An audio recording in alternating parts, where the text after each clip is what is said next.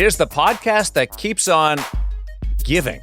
That's how I would describe the last few weeks around In Goal Radio, the podcast, and in the National Hockey League, as guests from episodes like 10, 20, 30 ago are popping up in and around the NHL and the hockey world. Welcome to In Goal Radio, the podcast presented by The Hockey Shop, source for sports story, thehockeyshop.com. I'm Darren Millard, along with David Hutchison and Kevin Woodley. So a week ago, it's Sean Burke, who was a great guest a long time ago in our, I want to say the first 50 episodes, talking about his philosophy of goaltending. And he's been hired as the Montreal Canadiens director of goaltending.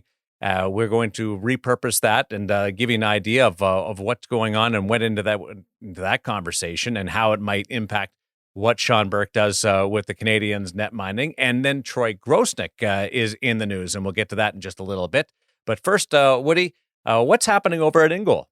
Yeah, well, one of the articles, speaking of guys who are in the news, somebody you're familiar with there in Vegas, Darren, topped our leaderboard when we went in depth on the numbers with Clearsight Analytics last week to sort of give us, as we approach the mid-season, give us an idea of who really deserves to be in the Vezina race when you consider the shot quality they're facing. I think a lot of the public metrics had Andrei Vasilevsky. We saw numbers that showed him as sort of a front runner, and we ran the numbers through Clearsight Analytics, and it's actually Marc-Andre Fleury by now a little bit of a considerable margin. He's up to 20 goals saved on the season. Like, what a remarkable start for Flower. And Vasilevsky's not far behind him at just under 15, and Thatcher Demko, a name that when you look at the raw numbers and the raw save percentage, you wouldn't even have in that conversation.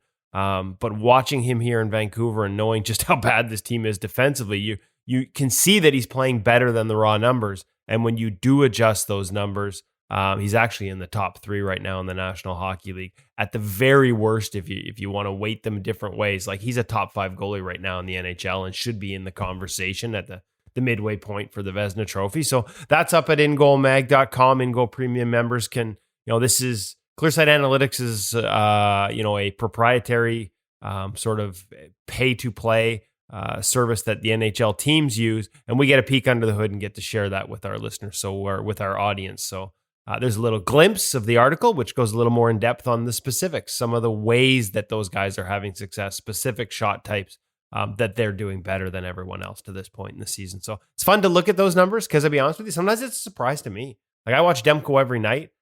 I knew he was having a great season. When I looked up the numbers when he first started to pop into that top 5 range like 3 weeks ago, I was surprised by that, and he's just continued to climb. So it's nice when you look at these numbers and they sort of weight things that no one else does in terms of what actually makes shot quality matter. And you kind of get a glimpse of, a better reflection of how guys are playing than you could ever get just by looking up save percentage on NHL.com. Everybody's a little different. Hutch, I'm curious, how do you weigh the numbers with the eye test when you look at a list like that? I think it's interesting because all of us, as we're talking about performances, are going back to the eye test. I actually think it's interesting that the two seem to match up pretty darn well. The justifications that people give for different goaltenders actually come through in the metrics. What I found really interesting about the article, Woody, was the little back and forth we had as we were editing it, because there were a couple nuggets in there that I'm not sure everybody's aware of that stood out for me. And one, for example, was their save percentage data being a little bit different than what we see on NHL.com.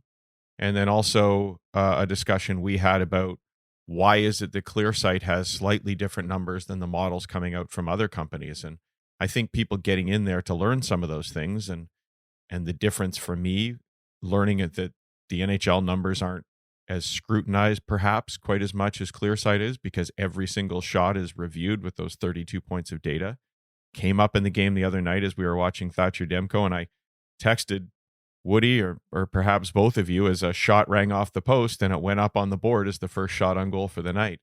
And so the numbers you'll see in there are a little bit different than what everybody else sees publicly, and those are the numbers that so many people refer to, those public numbers. But yeah, I found it a really fascinating article, not just for the look at those individual goaltenders, but just learning a little bit more about about the data and the process behind it. Yeah, and of course, not just in terms of making sure the data is more accurate. The public data sometimes has some discrepancies in it, but frankly, the people that work with public data who are brilliant, truthfully, and the work they do, they in large samples are able to adjust for rink bias and some of the misses that the trackers have in the way they track the data live. And that's not an easy job either, right? Tracking it live for NHL.com, and the priority actually isn't the accuracy that we're looking at here with ClearSight. But the other thing, and it's 34 points of data that they measure, it's weighing that.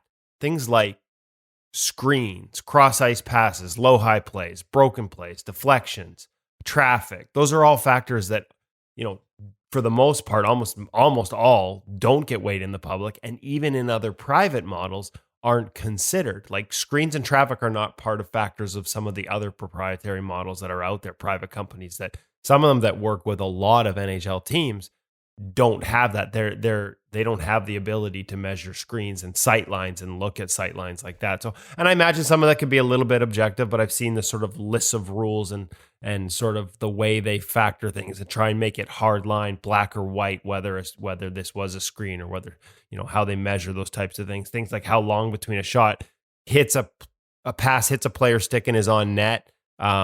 Things like frame rate, measure the frame, how many frames between hitting the stick and being on net to qualify as a one-timer or a cross-ice pass to a shot, to determine you have this many frames equals this much time, and anything more than that is no longer a cross-ice pass because the goalie had time to get across. So things like that go into creating, what I think is at the very least is the best reflection of the shot quality guys are seeing. And some of the other nuances in there, like, yes, Thatcher Demko's third in the NHL in goals saved right now using that metric. But when we dig a little deeper, we can look at how he fares on different types of shots.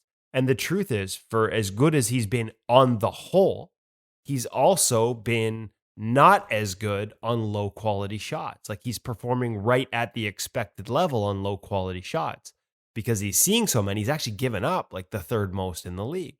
And that context to me, Darren, matters. Some of the eye test stuff here in Vancouver was there's been some goals that you can see deflate a team, and how, and then in on the radio and those conversations about bad goals and bad timing on goals and what that does to a team. The math sort of backs it up there a little bit. That as good as he's been on a whole, there are still these goals that have plagued him a little bit, especially early in the season. And when you juxtapose that to Jacob Markstrom, who's biggest strength in his last 2 years with the Vancouver Canucks was that he just did not give those up. That's where you see that narrative of, he looks like he's playing great, but he's giving up bad goals. Because you were used to Jacob Markstrom, who frankly was the best in the NHL at not giving up those goals last season. So I love how usually the eye test and the numbers, especially when you can dig into them this deep, you'll find some crossover there. And the beauty part is if you're a coach, and this is what I love, not that I'm a coach, but I love to look at this, I can find the numbers that are weak, right? Hit a button and get a playlist on all those shots. So I'll give you an example. Carey Price, and we didn't get into this for this article, but everybody's all over Carey Price right now, and his season has not been good. His last 4 starts, he's got a 963, so it's getting better. And interestingly enough, that was after 4 days with Stephon Waite. Yeah. But his biggest, up to that point, he'd given up 37 goals. 9 of them were on screens. So he was well below on screens. He'd given up the third most screen goals in the NHL with 9, but he'd seen the 66th most screen shots. So he was giving them up at a much higher rate compared to how, it's not like he was just getting inundated with screenshots, and that's why the total was high. His rates were bad. It's the area where he has performed the worst this season. So click a button, click 2 buttons, and you get a playlist of all the video of all the shots and all the goals. And in a lot of them, his teammates are part of those screens. They've built this giant defense. And now if you were the coach, you can look at, we put a bunch of oak trees in front of him. They're getting in his sight lines.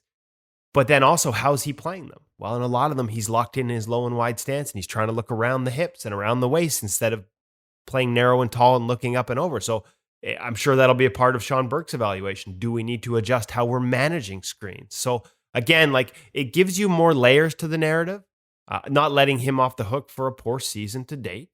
again, up to the last 4 games. But the context of, there's been a lot of screens and how they're handling screens is part of it. But also, do we need to look at how he's playing screens? So to me, that's what I love.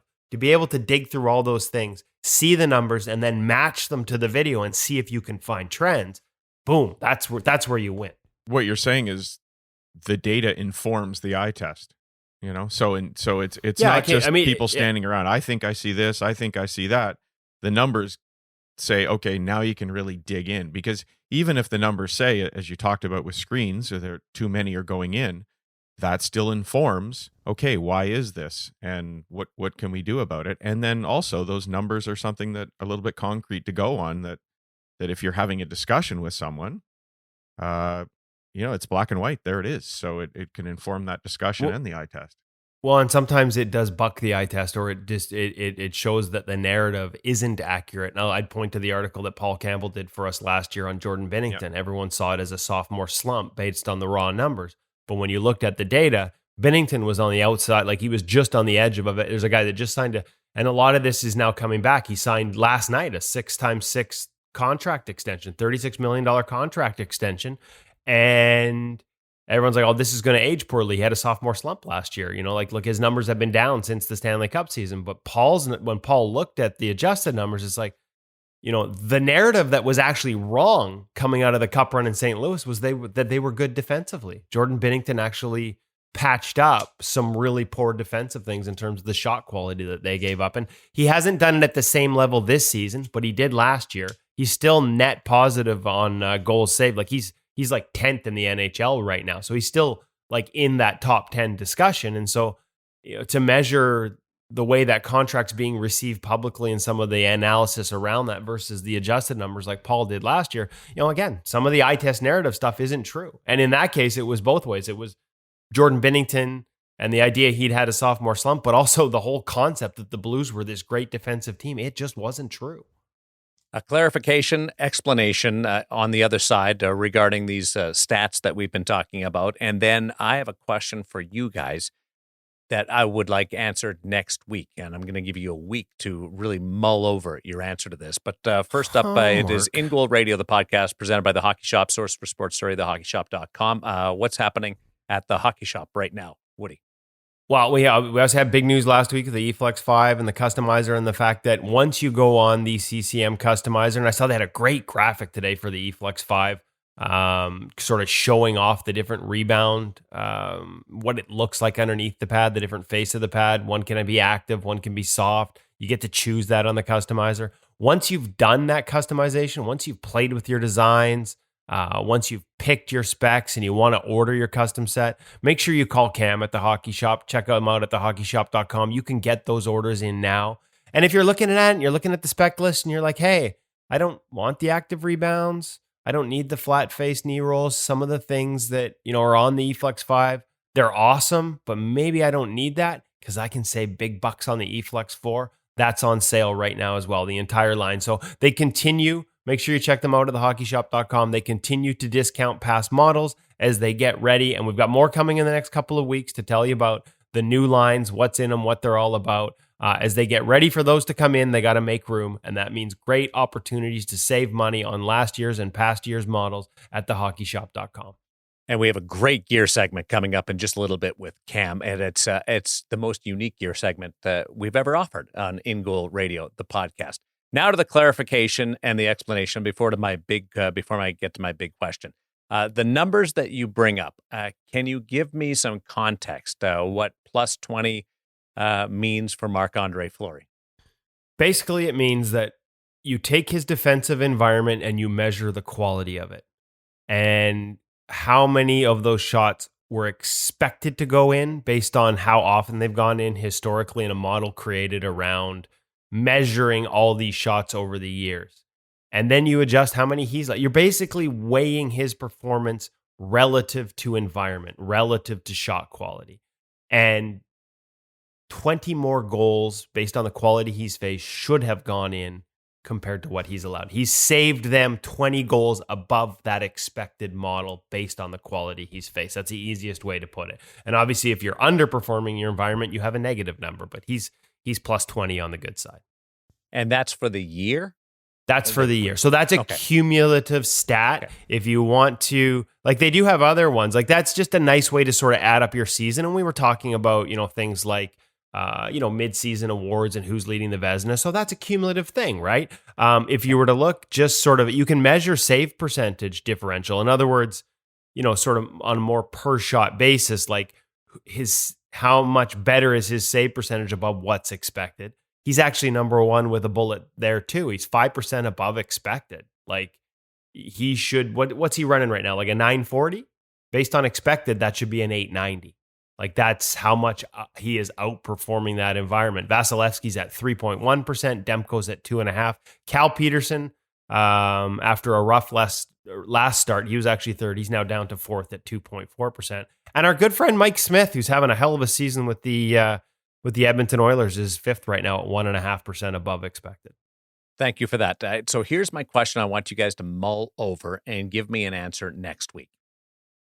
The Vezina Trophy, should there be a formula where we combine the eye test, the voting from the general managers, and couple that with the percentages, the stats? So we give the numbers 30% of the weight, and then the eye test 70%.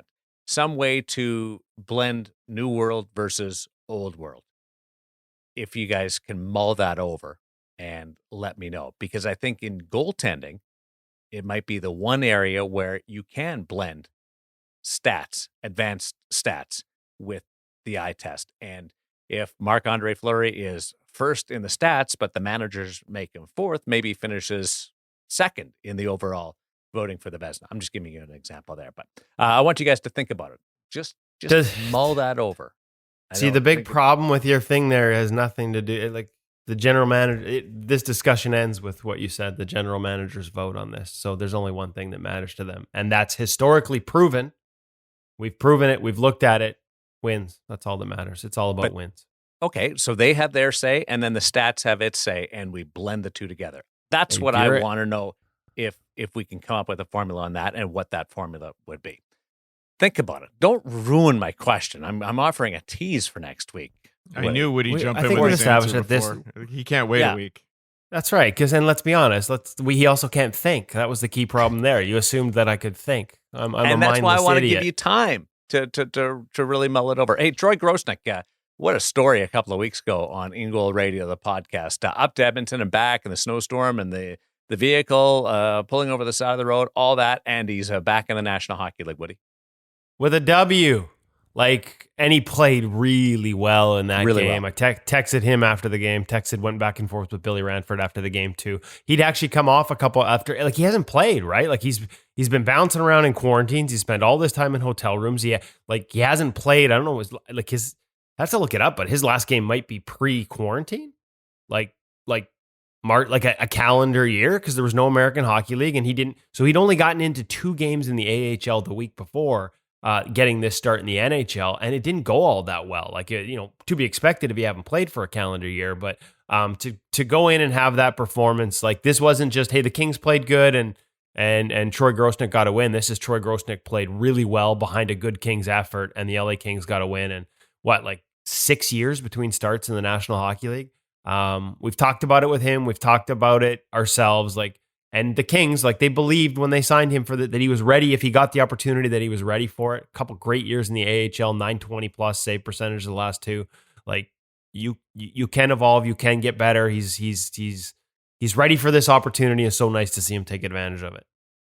That was awesome. I loved his celebration too. The teammates came over to give him the headbutts and the high fives, and then he stepped to the side and did his little fist bump slide to just acknowledge it. It was outstanding. Hey, our feature interview presented by Sensorina VR features a top coach from a major sports league in North America who has this passion for hockey and a real desire to take his level of knowledge in the goaltending world and see where it takes him, and can he get to the National Hockey League? So we've got that coming up. Awesome discussion with Brian Haaland in just a little bit. But the gear segment this week takes us over to the Hockey Shop, thehockeyshop.com, and Source for Sports Surrey with Kevin Woodley, who gets creative in working from a distance with one can Matwiv.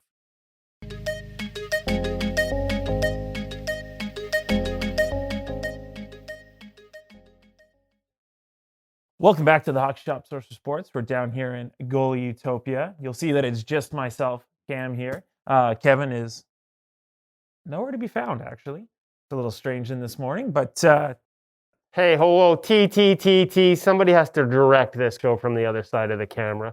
Look at this guy. He already thinks he's like running things here.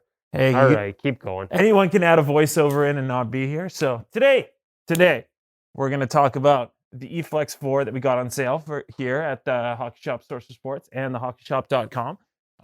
With eFlex 5 just on the horizon here. We're running into early March, and once we hit early to mid-April, we'll be talking about eFlex 5 here on the shelves.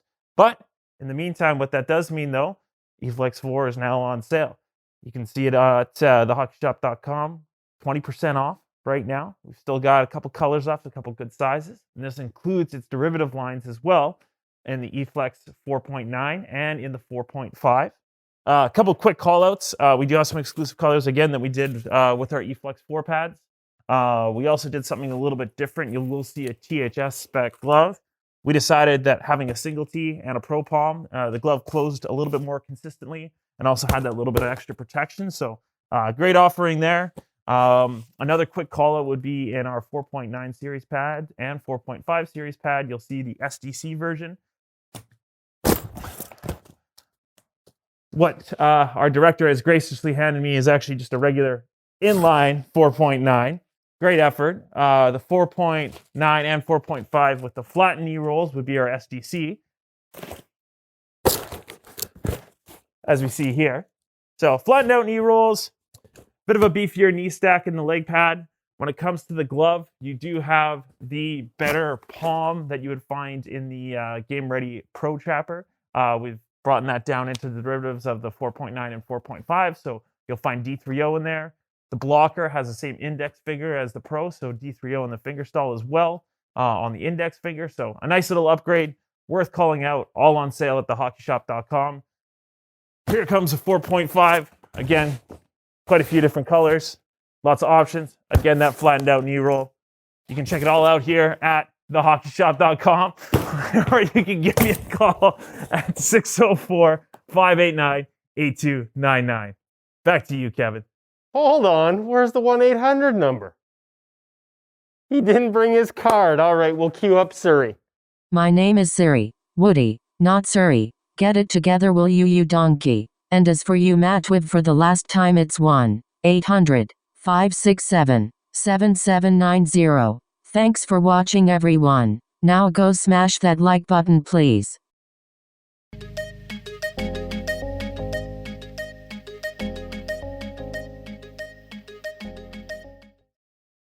Oh, Siri just giving Woodley the business. And you know what?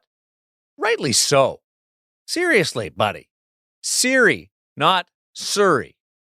You know, the sad part is I'm going to blame this on living in Surrey. I live in South Surrey. I used to live in White Rock, and they used to say that living in White Rock meant not having to say you're Surrey.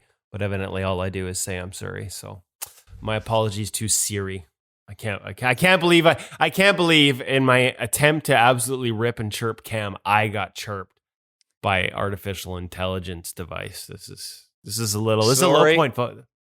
Yeah, sorry, it's Siri, sorry. Sorry. I say I get the flack about how we pronounce sorry as a Canadian down in the United States, but Surrey and Siri, it seems pretty obvious to me. So good job, Hutch. Thanks for connecting with Siri on that and letting Siri know about the issue and the opportunity to respond. It's really nice to be able to take pot shots at Woody when he's got no opportunity to defend himself. And Cam will appreciate that as well. Great job over there at the Hockey Shop, thehockeyshop.com, source for sports Surrey. Our feature interview this week is with a real top coach in a major professional sports league who has this passion for goaltending. And the feature interview is presented by Sense Arena VR. Hutch? Yeah, and thanks to Sense Arena, we're able to bring this interview to you this week. And, you know, Sense Arena has a number of different sort of programs you can work with. You can do some regular sort of diagnostic work to see where you stand. You can drill right in there manually and work through all the different drills that are available to you in the system, which include, some basic sort of drills, some things that you would do with a goaltending coach, to some game situations, and even some neurocognitive drills. So there's a lot of great stuff in Sense Arena, and we've just loved the opportunity to work with it. And I know the pros we talk to all the time are really enjoying working with it as well. It's just so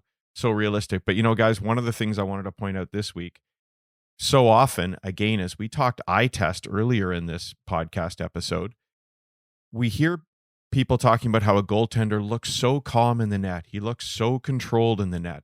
And one of the tools that's available in Sense Arena to help you with that is the box control tool.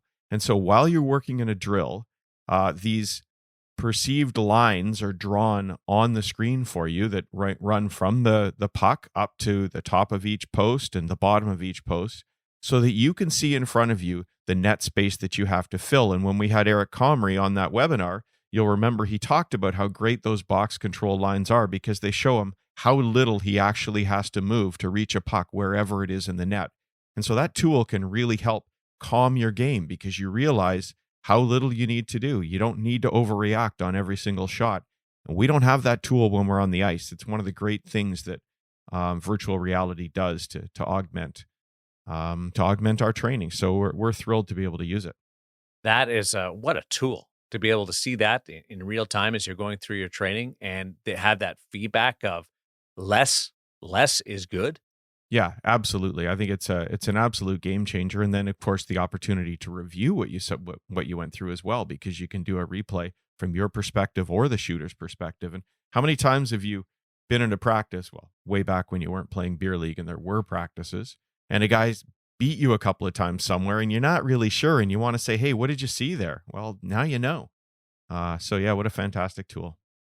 Sense Arena VR presenting our feature interview. That is the technology that goaltending is leaning on right now. A sport like NASCAR has used simulators for a long time, and they're getting more and more realistic. During the pause, in fact, there was the simulation league where they were running races with the drivers. But it goes so much deeper than that when it comes to success. And this week's feature interview is catching up with Brian Haaland, who is the head coach of the pit crew of Joe Gibbs Racing. And it's not just racing. This has a real tie-in with goaltending, because Brian is a former goaltender, Division I athlete who, despite making a living in the racing world, Hutch, his passion is clearly defined. Isn't it, though? And I think people will hear that right away in the interview. It was really great that Brian reached out to us. And I was a little bit floored when somebody who was a coach for a top NASCAR team, and he's been with a couple over the years, reached out and wanted to talk goaltending, because he saw the similarities between this huge sport, which on the surface is quite different, obviously, than goaltending. So it was a fascinating chat, getting into all the details. I had no idea. I mean, I knew NASCAR was huge, but to understand how big the role of the pit crew is, and how these guys are elite athletes that are brought into the sport because those skills are so important, and not just the physical skills, but the mental skills as well. So I think that tie-in between NASCAR and goaltending, I never would have expected it, but I think people are going to enjoy hearing more about it. It's an interesting conversation that will cross boundaries from behind the wheel to behind the mask, and then everybody else that helps you along that journey. It's our feature interview brought to you by Sense Arena VR on In Goal Radio, the podcast with Brian Haaland with David Hutchison.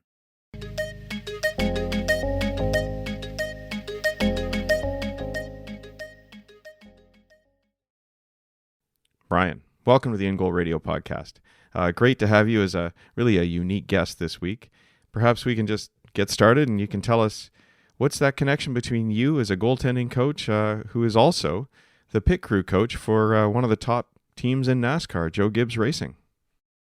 So I played Division I college hockey in Omaha.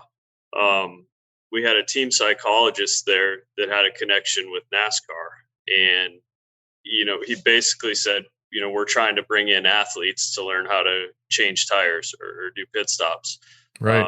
And I got that opportunity to come down and kind of learn. And I was a tire changer for like 8 years, but there were so many similarities between being a goaltender and changing tires. Like you've got to be square to the puck to stop it. You've got to be square to the wheel to hit lug nuts, square to be able to remove them and do fast pit stops. Read and react. You're playing in traffic compared to Footwork. being on the Footwork, ice, I'm but sure. yeah, footwork, agility, hand-eye coordination. So I had a successful career as a tire changer, and then that opened up doors in the coaching world, and now I'm probably the luckiest guy in NASCAR to be able to be the head coach at Joe Gibbs Racing. Just the top of NASCAR really when it comes to pit crews and jobs that are available in this sport. So, Bit like being a goalie coach for an Original Six franchise or something, isn't it? well, yeah, and that's the other thing. Like, I've got such a passion for coaching goalies also. So I'll work all day long here at the shop, and then I leave the shop and I go straight down to the hockey rink, and I coach. I see around 30 goalies a week, right? And it's always whether it's far fetched or realistic, but my dream is to be an NHL goalie coach. And I've been part of Awesome. USA Hockey's goalie nation since that started. I'm the goalie development coordinator for North and South Carolina. So it's just obviously my job at Joe Gibbs Racing is number one priority, but I continue to focus on the other side, that dream that's still glimmering off to the side that you just don't want to let go of. And um, have seen guys that I've coached alongside and with through the ranks. Phil Ozair, getting to Detroit. Talked in detail with him. Like, man, how do you get in the NHL? Like, how do you make it in that space? And you get frustrated when it's like, well, I never played at that high of level. Like, you need to possibly, and Phil's like, no, stop. Like, you can accomplish this without being a former NHL goaltender. More than half the coaches there now didn't play in the NHL. Yeah. And that's, it's a dream for sure. Like, you always keep an eye on where the openings are and see if there's any connections that you may have. My college coach, he actually recruited me to Omaha's David Quinn with the Rangers, and I tease at him. But obviously they're pretty strong in that area. But you never know what could happen. It's kind of funny. I mean, it's a little bit like a guy being a head coach in the NHL and wishing he was a head coach in a different sport. I mean, you're at the top of the professional ranks in your sport now. It speaks to the passion you must have for goaltending. Yeah. No, it's enjoyable, and again, to have something that we have going on in North Carolina, it's really special. Like, and I've just built it. 10 plus years of being a consistent figure at the rink, and the things we've been able to implement, the weekly goalie sessions, and to see these kids, and now I'm taking it one step further. And some of the kids that I started with, they were 10 years old, and now they're in their 20s, and now they're not playing anymore, but they're coaching the position, which is, it's pretty rewarding to see that, and now, coach alongside of them, which is pretty neat. Let's rewind and then come back to NASCAR in a bit. But where'd you grow up, and how'd you get your start in hockey, and why goaltending? Yeah, so this is a funny story, but Minot, North Dakota. My start in goaltending, the way it all happened is we had a tournament.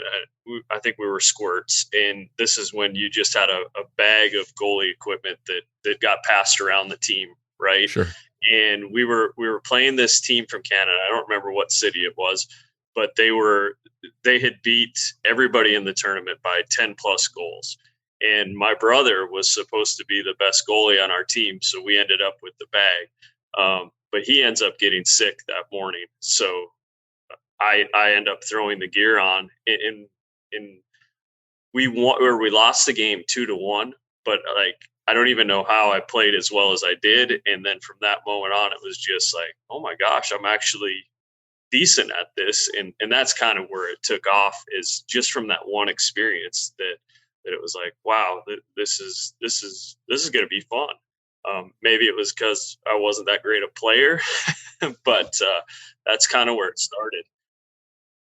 Wow. Going in through that,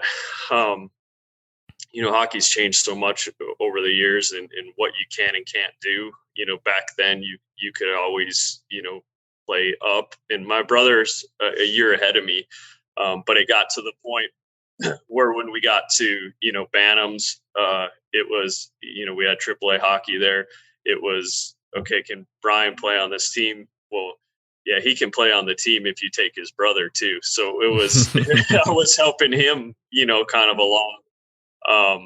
And then played high school hockey in North Dakota, in Minot there. And then my senior year of high school, I went down and played in the USHL in Lincoln, Nebraska.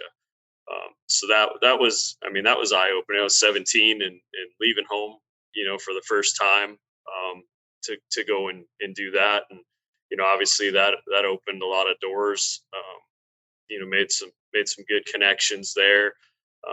It's so much about where you are, and you look back at your path and how you get to certain places in your life, and that decision that I made at 17 years old, I never would have known that it would influence the rest of my life. Right? If I hadn't gone to Lincoln, I wouldn't have probably ended up in Omaha, and I wouldn't have met that team psychologist that eventually got me, to where I'm at right now.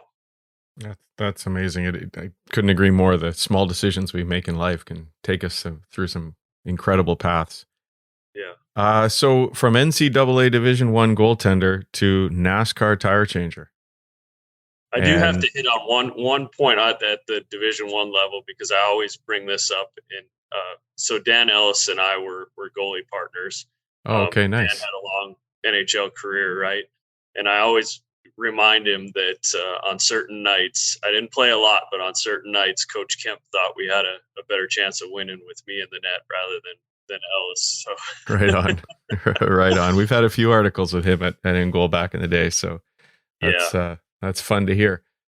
So you get recruited to NASCAR. What is it? Were they just looking for athletes, or is there something about a goaltender that sort of makes the fit good? Yeah, so it really, and I hate to. So Hendrick Motorsports was where I started out at, and they were kind of the first to try to recruit athletes. And I'm hesitant to say like just bring in athletes, because the guys doing it before me were athletic, but they also had a big focus on mechanics of the race car. So they would work in the shop all day long building the car and travel with the car and make sure it's ready to race.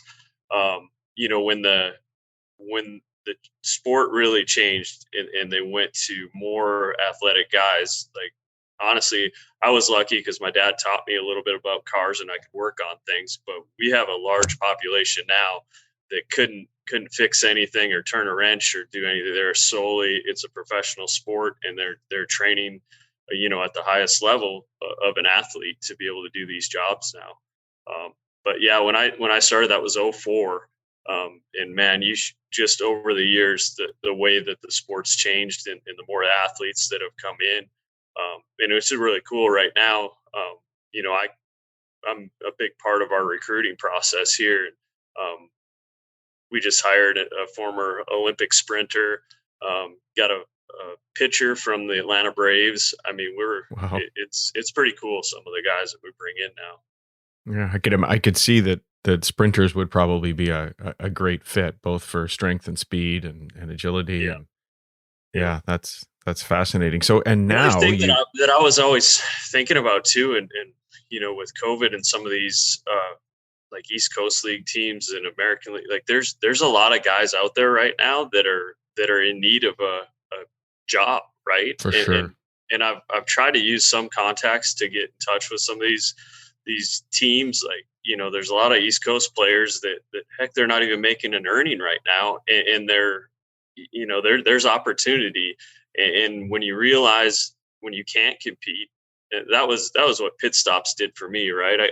I knew where I was as a goalie and my talent level, and at some point you can't compete anymore. But what NASCAR and being able to do pit stops did for me is it filled that competitive desire that you had. I mean, there's nothing like standing, when we're in a track that seats 150,000 people and cars are coming down pit road at 55 miles an hour, and you're coming in first, and you better go get your car back out first. That adrenaline is something that, it's like no other sport, or it's a huge moment that it's a lot of fun to be a part of.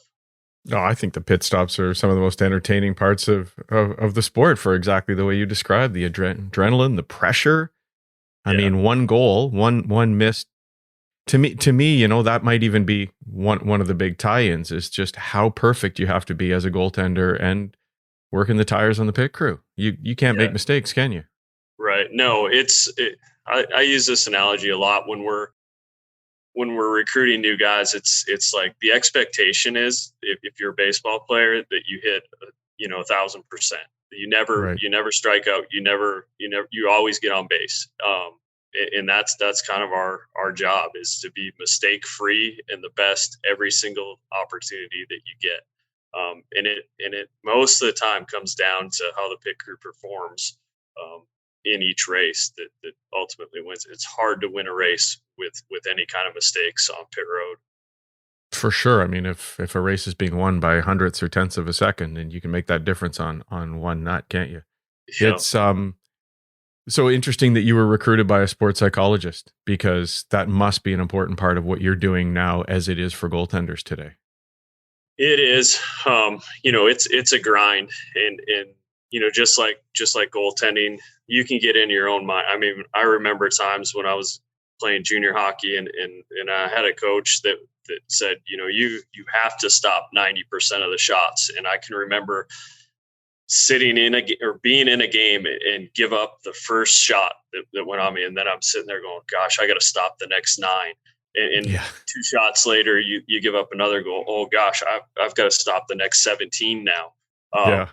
Now, I don't share that with a lot of our tire changer, because we have obviously goals with them with lug nut percentages and how good they have to do. But the experiences that I've had through hockey have, I've been able to really help some guys through some of those mental, struggles that they may have had being a pit crew member now. I can absolutely relate to doing the math in my head during hockey games exactly like that. But I can't relate to the lug nuts because I can barely get the cover off my tire valve when I'm trying to put air in them. So it's amazing what you guys do. What have you learned in your NASCAR career that you wish you knew when you were playing goal? I think I probably took the most valuable thing, and I tell all of our young developmental guys this, is something that I learned in college. I was the guy that would show up 3 hours before practice and get on the ice as soon as I could and stay out there and be the last guy off the ice. And then I would go home and I would think about, what I did, and I'd come back and I'd do the same thing the next day. And it was just, it consumed me 100% of the time. And it took me like 2 years of college to realize that that's okay to work like that when you're at the rink. But when you leave the rink, you need to leave it at the rink. And when you come back the next day, be ready to work and work. And when I got that figured out, I started to progress as a goalie. And the same thing kind of applied. I got down to North Carolina. I started practicing again. I was practicing or working out 6 out of 8 hours a day. That my only job was to make it as a tire changer. So I found myself doing the same thing. I practice. I'd get back to my apartment. I would think all about pit stops. I'd watch the film that I did, everything, and I'd go back, and I was worse than I was the day before. And I literally had this moment where I was like, wait a minute, I've already done this in college. I experienced this as a goalie, and here's what I did differently. I worked, and then I let it go, and I came back and picked up where I left off. And that's where I found improvement, both in the goalie position and then, as a tire changer. Yeah, great advice for all the young goalies coming up. So now, as a coach at the highest level of the sport, hoping to maybe one day do that in hockey as well. What have you learned as a NASCAR coach that you bring to your game as a goaltending coach?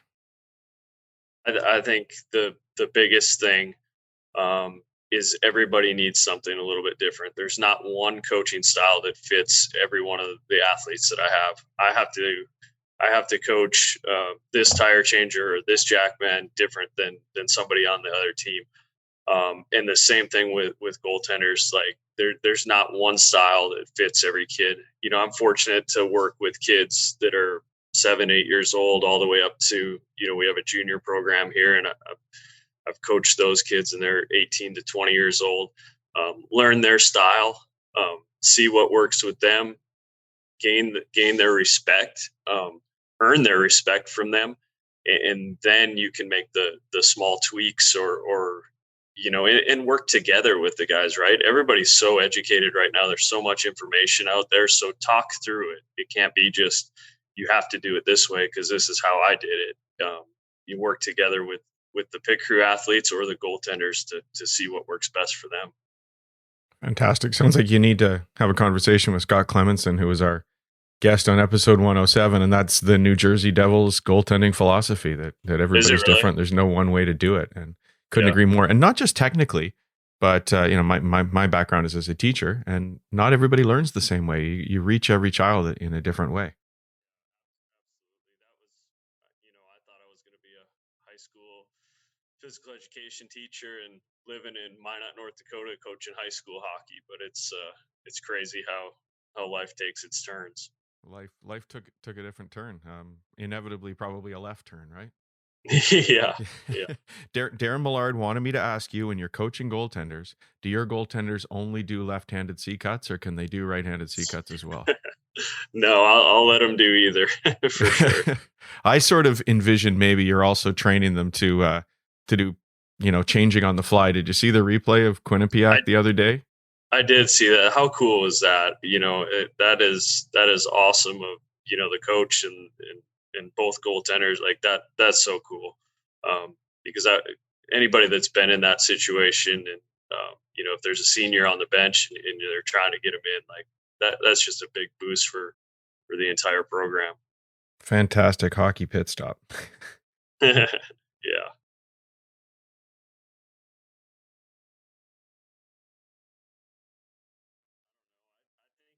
think just being able to, if you turn on a race, right, and you're watching the laps, and you see, okay, it's just a bunch of cars turning left.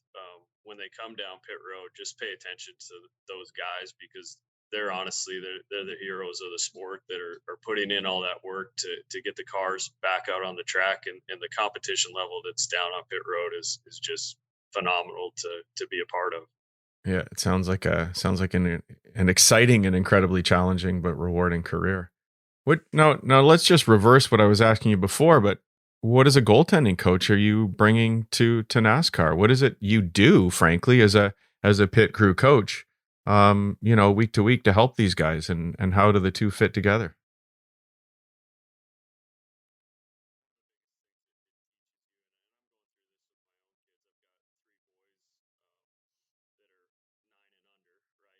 Goaltenders? I've got the middle one. He's Nice. Michael. So that's a lot of fun. He's 7, and we're having a blast with it. But we get him skating out, we get him playing goalie, but he's having fun. But you learn so much, and my oldest is 9, and just had a talk with him last night about what it means to be dedicated and give everything and have the right attitude and the right approach every time you're on the ice. So I think the lessons I learned, the adversity that you go through when you're not playing, the way you learn how to work, the work ethic that you gain from pouring everything into it to make it to whatever level that you get to, is something that has definitely shaped me. So I try to bring that into NASCAR.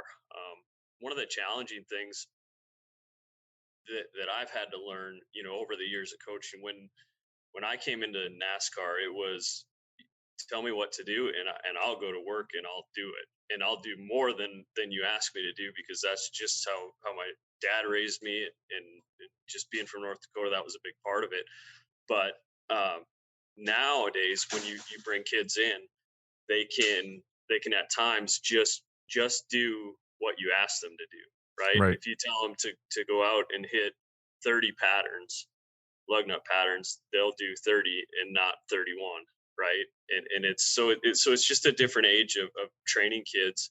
Um, so that gets frustrating at times, but again, it's part of evolving as a coach, and finding ways. Like I'll stand out there all day long and make sure they're putting in the work if that's what it needs to be. Yeah. Um, You piqued my interest there. Lug nut patterns. Is that like a crease movement pattern, or are they always the same? they're most of the time they're the same. But yeah, I mean, people don't realize how fast those lug nut patterns are. Like we're hitting 5 lug nuts off in about 0.75 seconds. Unreal. Yeah, it's to watch their hands, and the accuracy is just incredible. And then, you know, you have to hit them on as fast as you can, but they have to be tight, right? Right. And you can go at a 0.75 on pattern, but if you don't stay on each lug nut long enough, then you're coming back, down pit road to replace a loose wheel. So yeah, The stakes are high. yeah, that's worse than giving up. Yeah, I don't know. And- That's worse than giving up the goal on the first shot. But I guess that's another comparison, because you give up that goal and there's 20,000 people staring at you, even though there's other people involved. Your wheel comes loose. That's the thing, that the pressure, and honestly, with some of the athletes we have, we try not to educate them too much on the amount of pressure, but Right. the dollars that are on the line for the last pit stop of the day to win the race is absolutely crazy. And then when you get into that championship race, and the difference from winning the championship or finishing second in the championship is, $5 million. So it could come down to one pit stop that's worth $5 million. You don't want that. You want the guys thinking about that as you're trying to do your job. But A little bit like, we often compare goaltending to golf as well, and that single putt could be worth millions. right. Yep. Yeah, that's the pressure is incredible in both of our sports, or all. Well, I guess they're both your sport, but both for me. That's it's been a fascinating chat to learn a little bit about that, and to be able to appreciate another high level sport at in a different way than we did before. One last one, like, do guys train for different jobs on the crew, or are you left front wheel guy, or I guess you're changing a couple wheels in NASCAR, but Yeah. So typically the way we look at it is, your tire changers are, roughly 5'11", 180 pounds, right? Your jackman is a bigger guy that's, say, 240, 6'2", to 6'4". Your gas man is obviously can be as big as you want him to be. And then your tire carrier, which is again, it's a skilled position, but they're normally 215 pounds. So when we recruit guys, we recruit them on size and athletic ability, and then we basically train them for a specialized position. So you won't see any tire changers being a jackman. That's for sure. I guess no NHL goaltenders are training to be forwards, unless you've seen Fleury goofing around in practice or something. But I'm more thinking about, as we're growing up through the sport, and that emphasis on, as you said with your own son, that ability to be a skater as well. Yeah. Ask anything. Is there anything you wanted to get across to our listeners that because I'm a little bit ignorant about NASCAR, what am I not asking? No, I mean, I obviously I love your guys' podcast and listening, and I think as a coach, whether you're coaching hockey or NASCAR, you can always learn something, every single day. If you ever stop learning, I think that's where you take steps backwards. But yeah, I love listening to different coaches talk, and trying to pick something up, because, ultimately I've been blessed to be around some unbelievable coaches, in my hockey career, and then, in NASCAR, that ultimately shaped me into the coach that I am today.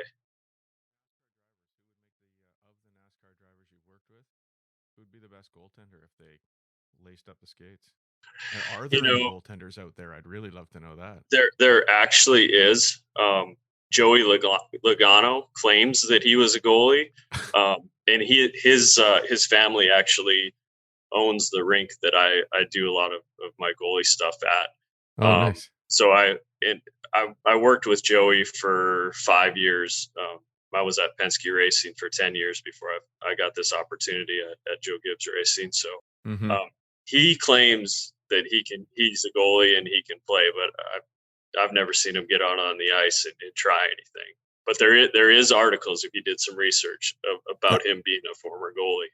All right, challenge has been laid down on the In Goal Radio podcast. I think we need Joey to come out for one of your sessions with the kids, make an appearance, and maybe we can get something on video. That would be fun. See if it's who would win in the 10 puck shootout with you shooting and him in net. Oh, I would dominate him for sure. I mean, All right. my shot accuracy is unreal. I mean, think about all the pucks I've shot at kids and trying They to say that about goaltending coaches. I can hit any corner. Yeah, sure. Can't get players to do it for you, so you just figure out how to do it yourself. Yeah. All right. Well, that's awesome. Brian, thank you so much for taking the time today. Quick shout out to everybody for your school, Old School Goalie School in Charlotte, North Carolina. Yeah, thank you. And hope people check you out. And if anybody has any questions for Brian, you can send them through the podcast, and we'll be happy to pass them on. Thanks for chatting with us today, Brian. Yep, thank you.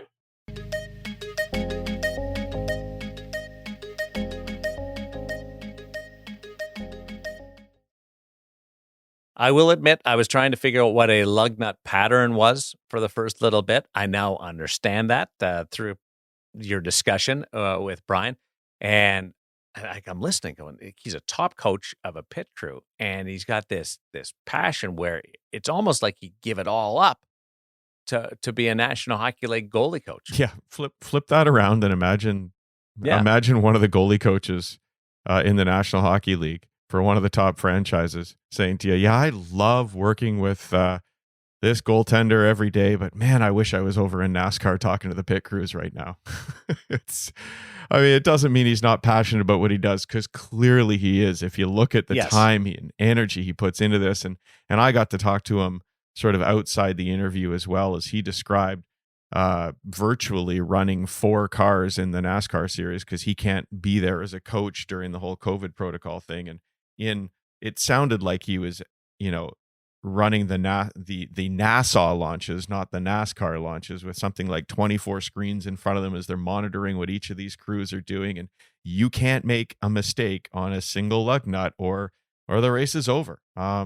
Just fascinating. And he's obviously incredibly passionate about that, but we're very fortunate that he's passionate about goaltending as well. I love the tie-ins. Lug nut percentages, all the watching film, breaking down technique, the fact that there's no one way to do it, that different athletes thrive in different, no one way to teach it. Like the styles vary. Like the styles vary, really? Yeah. Like I really enjoyed that. It was a great interview, Hutch. I enjoyed his perspective. I enjoyed hearing about the similarities in the work. And I enjoyed, his passion for both, which clearly came through. And especially just beyond just the technical and teaching the technique, whether it's goaltending or pit stops, but the mental, right? Letting the game go, not taking it home with you, being able to get in the moment, but then also detach from it. Like so many similarities there that, as he continues to coach goalies will pay off. But just need to get taken inside a different world and see how the crossover exists. The stakes there are incredible. And shortly after doing the interview, we got hooked on that Netflix series on Formula One. Is it Drive to Survive or something like that? Yes. And boy, did it reinforce for me in Formula One, an even bigger business. One mistake in the pit stop that lasts less than 2 seconds, and we've got a loose wheel. The race is over. I mean, it's sort of like you're in overtime all the time because that one shot goes by you and you're done. Yeah, you're done. It's over. It's like being a goalie. Yeah. Yeah, last line of defense, man. And one mistake and you're done. It's well done, Hutch. A good interview. I really enjoyed it. Thank you. The idea of a pit crew came to me with In Goal Magazine, In Goal Radio, the podcast. And I'm not going to ask us for our individual desires, which we would be, but I want the vote for Woody. Would Woody be Jack guy? Would he be the tire roller? Would he be the lug nut gun? Or would he be the gas man? Oh, I know the answer to this. He would be the guy who is barely allowed to change light bulbs in his house and would probably just get everyone coffee after the pit stop. No, I think. What would you trust Woody I think with? Woody's the guy who's Nothing. I think he's the race director for a team. So he's in the driver's ear and he just won't shut up. You got to catch this next guy. We got to put some pressure on. You can just see the driver like, just leave me alone. Can I turn this thing off? Yeah. You're in 17th place. You gotta pick it up. I am a tire fire. So in some ways, like if you gave me the combination of anything that would make a spark and the gas can duties, guaranteed I'm lighting that thing up. Darren, you're the driver, though. Have you ever changed the a tire? Driver, Darren. No question. Bringing this thing home. You guys determine how fast we go, though. I'll say that. Woody, have you changed a tire like in your life? Oh Honest yeah. question. Yeah. I mean, let's be honest. I'm 47 years old, so I didn't always have BCAA whenever you had a flat. God, these days, like half the cars don't even have spares. You just call someone. But like, yeah, I as a kid with my first car, I can remember getting out there and changing tires. Now you've just got a spare tire with you at all times. I do, absolutely. And she's getting bigger every week. In Goal Premium, give us an idea, guys. What's happening over on the site? Oh, speaking of past fantastic guests of the podcast, we managed to catch up with Chris Dreger last week of the Florida Panthers, following up last year's breakthrough season with another good year down in Florida. Had a little downtime in the hotel, as one does these days when they're on the road. And we spent a good half an hour going over, I think we got 7 or 8 different save sequences. Rolled out the first one at In Goal Premium this week. And folks, I'm telling you, if you haven't listened to the interview with Chris, go back and listen to it because there were so many great lessons in there. And that just continues on with his pro reads, breaking down video of the saves he made, sharing his philosophies in terms of why he did things a certain way, why he made this save selection, why he manages his depth a certain way based on the situation in front of him. I'm looking forward to rolling these out along with all the other great pro reads guests we've got. And we've got a few more new ones coming out soon. So that continues every week. And Chris is a great addition to that roster. Hutch, anything else happening that we should really know about? Maybe people subscribing, liking? We haven't mentioned that in a little while. I've become tardy, a little bit absent-minded on suggesting that people really give us our reviews on things like the YouTube channel and the podcast. Yeah, we would really appreciate it. And to mention again that the gear segment every week is over on the YouTube channel, and we'd love people to check it out. I think this week especially, you get some real fun visuals in there, as you said, sort of a unique episode. But when you're there, could you please take just 3 seconds to hit that little like button and say that you're enjoying the episode, maybe even leave a comment for us. It does make a big difference for us. That enables YouTube to know that people are enjoying it and gets it in front of a wider audience, and we would sincerely appreciate that. And same goes for this podcast. If you're listening, whatever app you happen to be listening to the podcast on, there's a chance to get in there and give us a rating, give us a comment. Again, it just helps share the word about what In Goal's up to and builds this wider goaltending community, and we thank you for doing that. Awesome. And it does take 2 seconds to do it. Hit the like button and just keep on going through your day. And the YouTube of the gear segments is fantastic. You can take that, what you're hearing, and then put it in your mind and watch Woody, like this week, throw gear. It's all about stops with the pit crew on the line, and it's all about stops with goaltending. It's 2 worlds coming together in one with Brian Haaland. I hope you enjoyed that conversation. Thanks to him, and thanks to Cam Matwev, and thanks to you for listening as we tap the brakes on this episode and get ready for another great week in goaltending on In Goal Radio, the podcast.